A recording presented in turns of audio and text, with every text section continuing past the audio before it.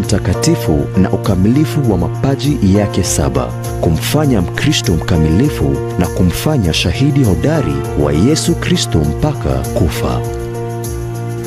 Kupata kipaimara kama sikiza tuni yako, tuma neno sikiza likifuatwa na nambari 73810027211.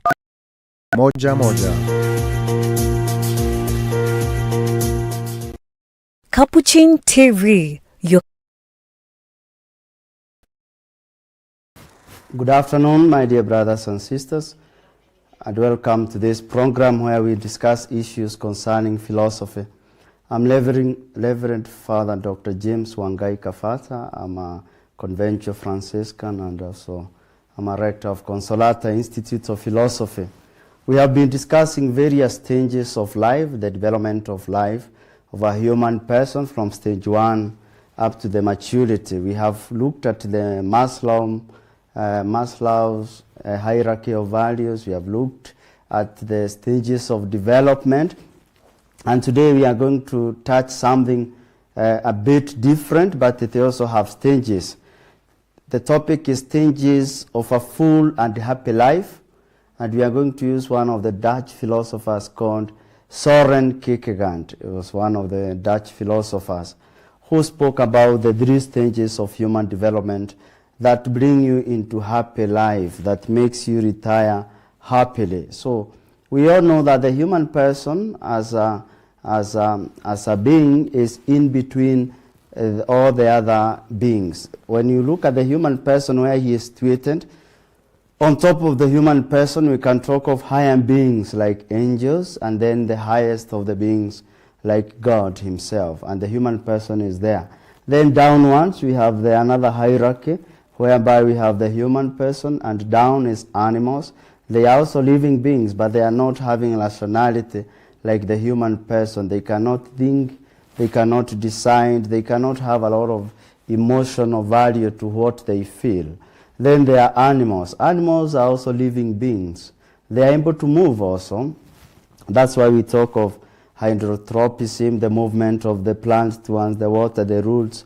We have phototropism, how the plant moves towards the light. They have their own movements, and they have their own inner principle of being, but the inner principle of being of the plants is lesser than the one for animals, and it is also lesser than the one of the human beings. But the one of angels is higher than that of the human beings, and God is higher. Then after the plants, we have also minerals. Minerals have a higher value than ordinary stones. So this is the hierarchy of being.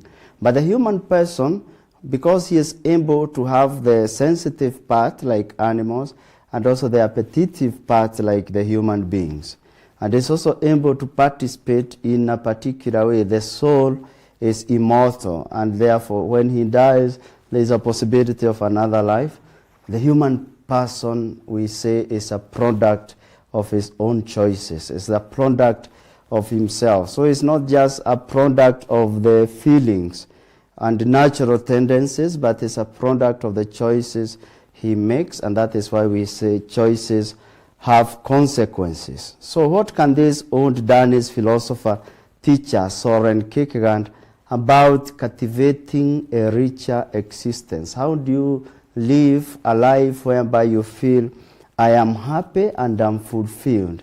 He said that there are many ways to conceive of this huge block of time and movement, this thing which we call life. Life can be meaningful, life can be meaningless. But one of the big problems with capturing this life and reconciling this life is to look at the 2 conceptions of life.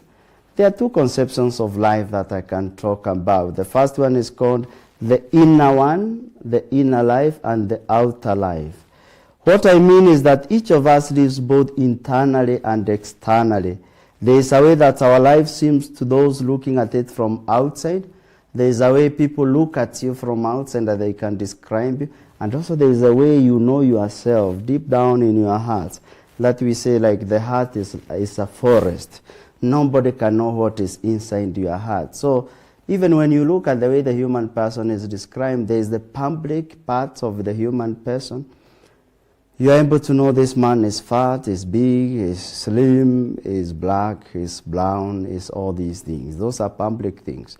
But there is also the private part of this person that you don't know. Like you can't know what I'm thinking. I can't know what you are thinking at the moment.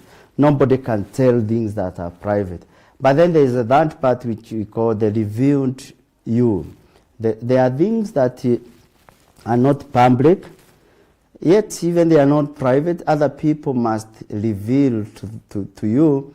And even our character, sometimes our friends, our relatives, they tell us, oh, so and so, you have to look at this point because I think you are hot-tempered. I think you are... This is the revealed part. You have to open up and listen to these revelations that comes from people. Some are true, some are false. But if you look at them clearly, you realize that there is a point from some of the things that people talk about you. Then there is the other part which is mysterious. Like nobody knows what will happen to you tomorrow. Nobody knows what will be. You know this song of Jude Debaucher, what shall I be? Will I be rich? Will I be poor? Some children ask the parents those questions. What will become of me? Or some children are asked by the parents, what will become of you? So this is the inner. There is the inner part and there is the outer part. So sometimes you see people walking around smiling, laughing very much, but you don't know, maybe that is the outer part of them. The inner part could be suffering.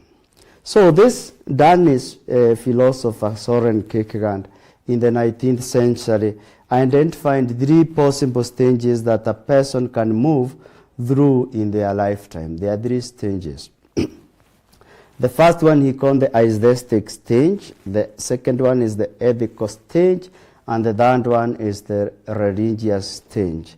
We need to look at these stages one by one, but it is good for you to know that most people only go through the first step, but they don't go to the second step, and very many do not reach the third stage. It's good to check your life and see which stage are you. The first stage is aesthetic stage. From the word aesthetic. The main motivation in this stage is pleasure. You could think of this stage as basically a form of psychological hedonism. It feels good, then it is good. If it feels good, then it is good. If it feels sweet, then it is sweet. Life of pleasure, life of joys.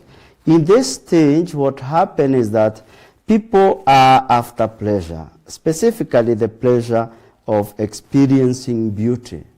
That's the stage where you want the best watch, the best clothes, the best food, the best restaurant, the best everything. You are looking at life aesthetically, from the beauty point of view. So this is the stage that we find in the favor of the 20s, people who are 20s. These people are usually wrapped in music, movies, and the experience of wonder, you know, joys of this world. They feel so much attracted to all these. They know the best movie theater, the best music, the current music, because they are in the stage of aesthetic, the beauty stage. And the objective of each day to these people and life in general seems to be how much experience of beauty and pleasure can I get in a day? How can I live my life so beautifully such that I may not regret tomorrow? So that is the objective of the members of this stage. The objectives of the member of this stage is at the moment they meet you, they want, what can we discuss in order to enjoy more? Which is the best place in town that we should jump? Who are the best singers? Who are the best? So it's a stage whereby people are more for pleasure. The enrichment in this stage involves, you know, becoming a better person in a way. But they don't take this more serious. What they want is more stuff and more experiences. But they even don't want to mind about how can I make my life more better, or how can I be more dependable. This is the aesthetic stage. And it is a lonely and constantly disappointing stage of existence. Because what these people are doing, living hedonistic life or a peculiar way of life, the life of pleasure, the more they seek pleasure, the more they want more. The more you enjoy, the more you have dances, the more you have music, the more you have movies, the more you have alcohol, and all those things that people at this stage of aesthetic feel is what makes them happy. The more they get these things, the more they hunger for more. The more you fill your life with pleasure, the more you want more pleasure. And that's why even St. Augustine said, you have to be careful that you don't give your body what cannot satisfy your heart. And people in this stage, majority of them, they are actually feeding the body. Looking at like in the Maslow's hierarchy of needs, it is about the food they eat, it must be the best food. The clothes they wear must be the best clothes that they can ever have, and even the shelter. But later they realized the more they thought that these things will make them happier, the more they become lonelier. And you can see so many people who seem so lonely, but in a crowd of so many people. Because people do not satisfy you, it is the quality of the people that you are with. If the quality of the people you are with are only for pleasure, if they are there just to make sure you enjoy life, and there are no choices, the choices that looks at the future, then the joy lacks and the happiness lacks. So even people at the aesthetic stage, the stage of beauty, need to work hard as they leave 20s, as they move ahead, so that they enter the second stage, which is the ethical stage. And the ethical stage is what we shall discuss after the break. And after the ethical stage, we shall discuss the religious stage, which only very few people reach. But even there are people at 20s who are already in ethical stage. But there are people in 50 who are still in aesthetic stage. We shall see how this plays. Till we come after break, see you, and God bless you. Thank you.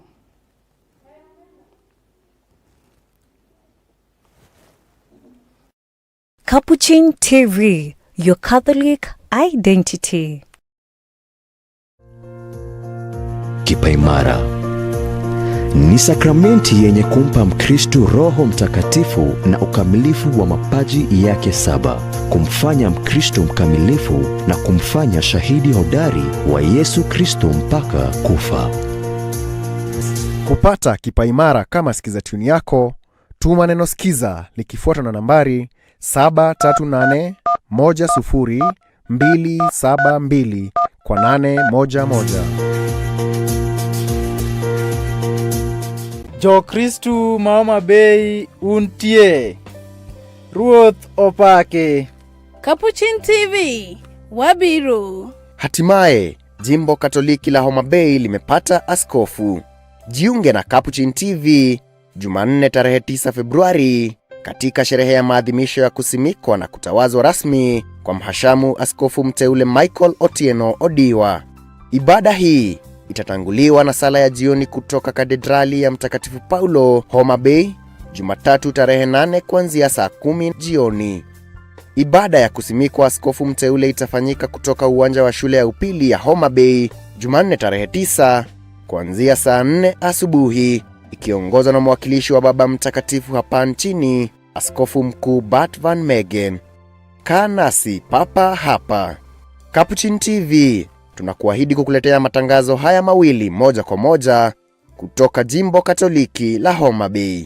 Capuchin TV, tunampongeza askofu mteule Michael Odiwa na Wakristo wote wa Jimbo Katoliki la Homa Bay.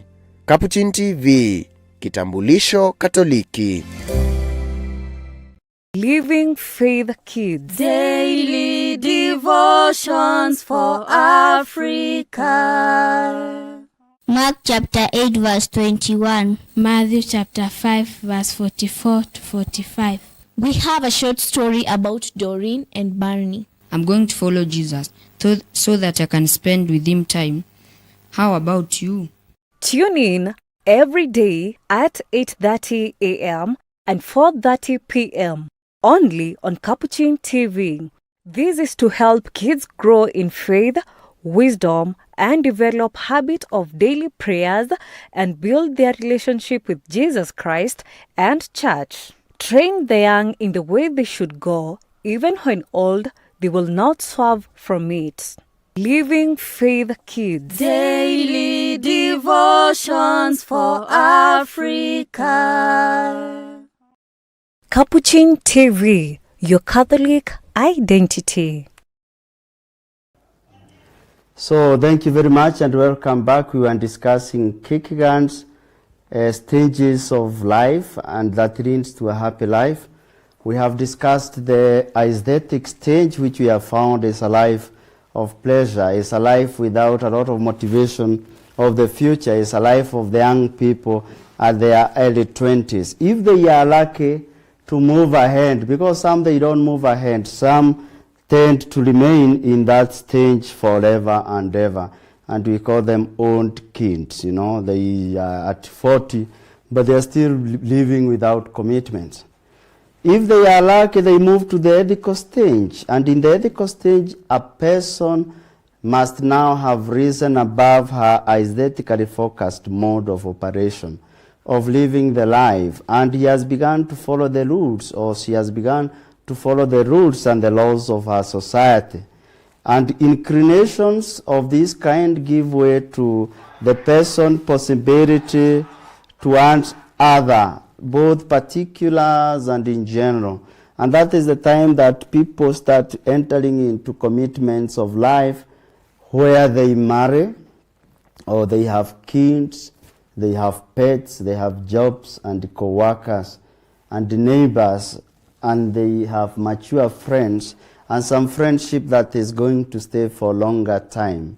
At this age, if the young man is a member of an estate, you see, or the young lady, you see that the person is inclined towards joining the condominium, what we call the members of that estate, so that he or she can participate in the development of that estate. If the people are in love, they want even to start proposing each other for marriage so that they can start life commitment. Or if it's a young man, this is the time they decide to commit themselves to a religious vocation, like to be a brother or a sister. So our relationships in this stage are no longer understood as transitory, whereas, you know, when you look at the people in the colleges, in the universities, in their late 20s, they are not very much committed to anything because they know it's a transition stage. They are just there for some time, then they move away. But when people reach the ethical stage, they have already probably settled in some work, in some business, in some farming. Those who don't have jobs, they still struggle to get jobs, but some they understand probably have to employ myself.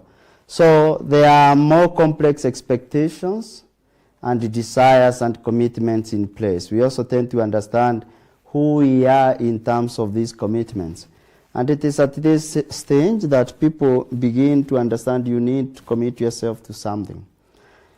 If you have parents, they start also calling, and they start telling you that there are some problems in the family, so that they know at this stage you are not only thinking about enjoyment, you are able also to commit yourself. You are able to commit yourself to the family affairs. So in many ways, coming into the ethical stage is an act of, you know, drawing ourselves down into the society. But we need to do this in a positive and constructive way. We are not entering into the society in order to be harmed by the society.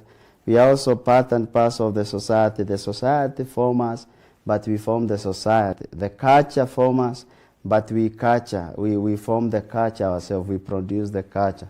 So we are not just there, but we are part and parcel of the society. So in this way, people operate based on something other than, you know, fleeting desires and appetites.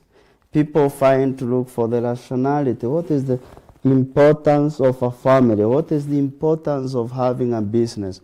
Why do I need to be a member of a club? Why do I need to be a member of any activity. So people begin their career. They begin, to look for marriage. They begin to look for lifelong relationships. And some, they join businesses and they create companies. So the objective become much less about what you gain as a person, but we are also interested with the society, the politics of the society. You can also give yourself as a chairman of a club, as a chairman of a cotton dip, as a chairman of a school, board of management or something like this, because you are no longer a kid in your heart. You feel that I can participate more. And that is the ethical stage where you realize yourself as intimately tied with other things and society, and you are ready to enrich those people who are close to you. It means now you have begun to exist as an adult, but you also feel that you are in a second stage of existence, so it doesn't matter too much the look, how you look, how your clothes look like, how you, it passes that. You want something deeper. How are my values reflecting a personality that is dependable in the society? Not just how are my clothes defining me. You are not defined by clothes, you are defined by who you are, by the society. And at this stage, people gain names, and they want to be associated with several other people who have reached that stage, and therefore mentorship become important. You want to ask people, what did you do for you to reach where you are? That is the ethical stage from the word ethics. Now, as I said with aesthetic stage, those who are lucky to have come from the aesthetic stage to ethical stage, and those who are lucky at this ethical stage to grow into maturity, there is the third stage, which is the last one, according to Kierkegaard. Soren Kierkegaard is called the religious stage. And for Kierkegaard, the highest stage of life that humans can hope to be is what he calls the religious stage. Now, we have to know that Kierkegaard was a Christian philosopher, and that is not a secret. And he really wrote these things because he himself struggled to reach that stage. At this religious stage, it doesn't, according to Kierkegaard, believe a certain church, or a belief in a deity, or a belief in a system. It is not about that. It is more about having previous, like previously you are in aesthetic stage, then ethical stage. This is now having a deep relationship with the other. So the move from the aesthetic stage to ethical stage is about moving away from particular things, possessions and experiences and people, and toward general things, principles, obligations, order, and progress. But after some time, that can begin to feel like routine. You have moved from the aesthetic stage, you have gone into the ethical stage, but things now look like routine. It can feel as if there is no higher purpose in what you are doing, other than to continue on doing the right thing and following those obligations. This is a stage where you feel like you need a new leap of faith. You want to jump over to a new leap of faith. For Kierkegaard, this meant taking some kind of step higher. That is when you start asking yourself, yes, I've moved from my aesthetic stage, now I'm in ethical stage, I'm committed, I'm a married person. But what kind of marriage is my marriage? And what kind of parent am I? What kind of a politician am I? What kind of a CEO I am? What kind of a worker I am? Things begin looking like routine, and this is the most boring part of life, when you feel like I just wake up. There are people who wake up at the same hour, same alarm, take shower, take breakfast, take matatu at the same place or the car, the same parking, drive the same way, go reach the work, do the same things the whole day. and then go back in the same way, and then life continue. When you feel like you're in that wheel, we call it a wheel of fortune, you start asking, is life only about this? Or is there something that I can do to move from this routine? When that question comes into your mind, that's what do I do with all the money I'm keeping in the bank if I'm not very happy? And if I'm not taking my spouse happy, and if I'm not making my children happy, then what next? You move to a religious stage. And this is the stage that people start connecting themselves with God or Supreme Being. And people start saying, no, I have seen that it is all in vain. You may have money, you may have wife, you may have husband, you may have everything. But without this connectivity with the higher being, and that is the reason God created us for himself. And our hearts will never be restful until we find rest in him. And this is from St. Augustine. Once you start asking yourselves these questions, where did I come from? Where did I come from? Who made me who I am? How have I passed all these sufferings in my previous stages? Aesthetic stage, ethical stage. How did I reach where I am? There must be something higher than me, somebody higher than me, or a being higher than me that sustains my life.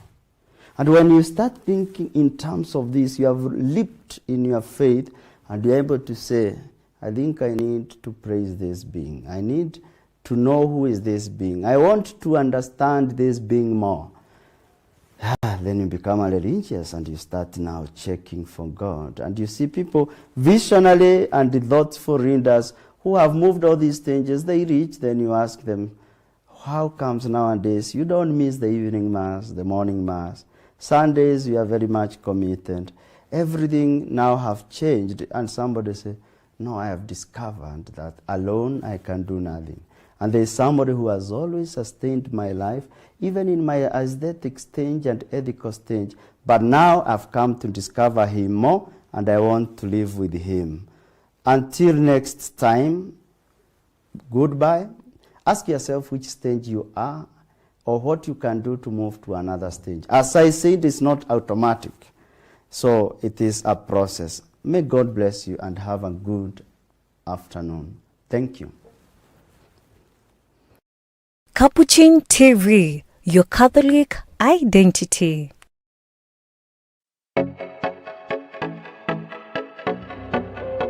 Amri za Mungu. Ndimi Bwana Mungu wako. Usiabudu miungu wengine. Usilitaje bure jina la Mungu wako. Shika kitakatifu siku ya Mungu. Waheshimu baba na mama, upate miaka mingi na heri duniani. Usiue. Usizini. Usiibe. Usiseme uongo. Usitamani mwanamke asiye mke wako. Usitamani mali ya mtu mwingine. Amri za Mungu. Kupata Amri za Mungu. kama sikiza tune yako, bonyeza neno sikiza likifuatwa na nambari 738102551.